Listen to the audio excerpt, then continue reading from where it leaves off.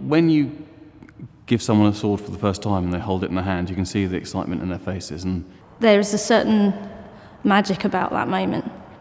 We absolutely forgot about swords as soon as we started having rifles and firearms, and it's nice to see all the efforts put into trying to recreate, to give a new birth to this beautiful martial art.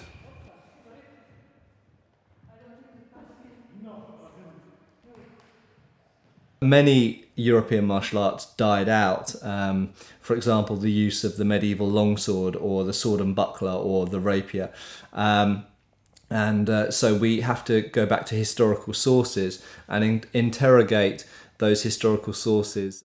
There are a variety, a mass of different manuscripts and historical texts that people work from, and a lot of these are in various foreign languages, and they've been translated from old versions of English, and we don't necessarily know exactly initially what the interpretation of that is. In sports fencing, when your coach gives you a technique to practice, you practice that technique, and he got it from his coach, but you know you've got it right because your coach tells you to do it and he says, yes, you've got it right. And that doesn't happen in HEMA because we've got a source material and we've got nobody that's able to say, this is how the technique is done. You're given some information. You're never given all the information. Sometimes you're assisted with pictures or illustrations, sometimes not.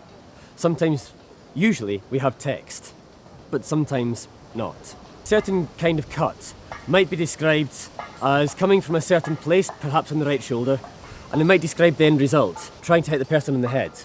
But what it does not tell you is how to get from here to there. Well, the process of moving an understanding of a martial system from the page, the historical page, once it's been translated, transcribed, moving it into a physical paradigm is you can take a number of paths. What tended to happen is mainly that somebody would drag one of their friends out into a field and give them a stick and say, try and hit me like this, and I'm going to do this. And initially you start off in a very informal manner. And as you begin to isolate techniques that work or elements of the system that keep repeating, you can make it a little bit more formal. For me, it is about the intention to study and to recreate an art that has been lost through centuries.